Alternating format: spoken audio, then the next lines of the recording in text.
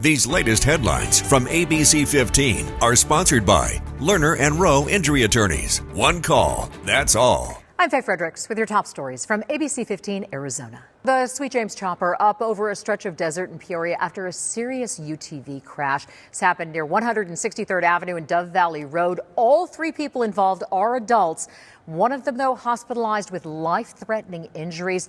The other two have minor injuries. Right now, investigators are working to learn exactly what led up to this wreck. Scary scenes and a road closure in Tempe today after flames break out at an apartment complex near the 60 and Rural. Alarms ringing out around 6 this morning. Thankfully, everyone was able to escape the building safely, and crews were able to stop the spread at 2 units. The incident, though, makes 5 high-profile home fires in the valley in just the last week. An ABC15 follow-up. A man being investigated for the murder of a Phoenix-based flight attendant was just released from jail 2 months ago.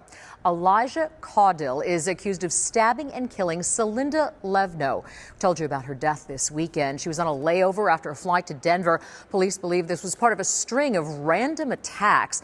Our team now digging deeper, learning Caudill has faced several ongoing cases in Denver, including misdemeanor sex assault, and criminal mischief. Denver police say they haven't had any contact with him since he was released from jail in November to be placed in a court-mandated mental health program. He certainly has had law enforcement contacts in the metro area, but not someone that has a violent history, not someone that we would have been watchful for, certainly. Court records reveal Caudill was charged back in 2021 for threatening a man with a knife. Our partners at Scripps News Denver talked to that man after this weekend's stabbings. I have a weird sense of guilt for some reason that I can't really put a finger on, that I could have done more. I don't know what it would have been. We'll keep tracking this case as it moves through the courts. Find all of our reporting, including the investigation into the suspect's past, right now on ABC15.com. And ABC15 investigators update now. The Maricopa County Community College District is suing its own county over a property tax dispute. We reported on the property tax error, creating a $45 million tax bill for the college district. Back in October, school officials threatened legal action to, they say, try to come up with a solution and avoid having to raise tuition or cut programs. Now they're moving forward with that. Investigator Jennifer Kovaleski has been digging into this for months and will have an update tonight at 6. Controversial new program designed to cut down on congestion caught the attention of our Operation Safe Roads team because supporters say it also has the potential to make streets safer. Rhiannon Alley takes a closer look at what New York is doing and whether it could work in other large cities like Phoenix. A call to action and your chance to uplift Arizona. St. Mary's Food Bank tells us last Friday there were just 12 people to help pack the emergency food boxes that go out every day. Right now, they're working to send at least 1,700 food boxes out on a daily basis. Food Bank asking the community to make time to volunteer a couple of hours of your time.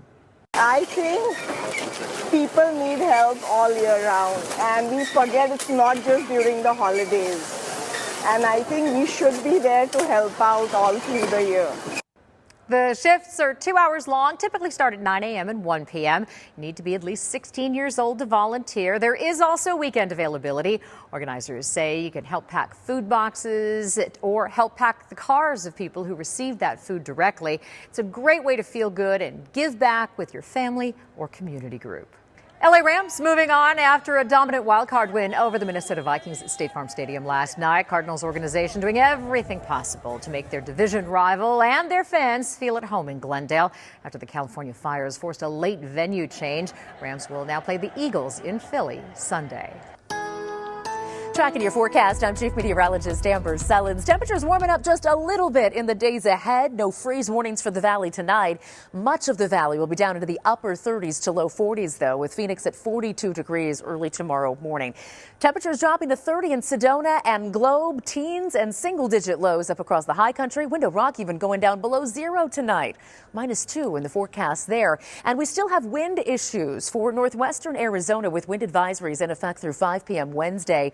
Gusts along the Colorado River Valley could still approach 50 miles per hour overnight and throughout the day tomorrow. Here in the valley, generally light winds, although we may feel a few light breezes midday tomorrow. 64 will be our temperature at lunchtime, and we'll hit 72 around 4 p.m., putting us about 4 degrees above normal for this time of the year. Another day in the 70s on Thursday, go to 74 here in Phoenix, and then we drop. Low pressure moving on shore will bring some cooler air our way and send temperatures down into the 60s through the weekend.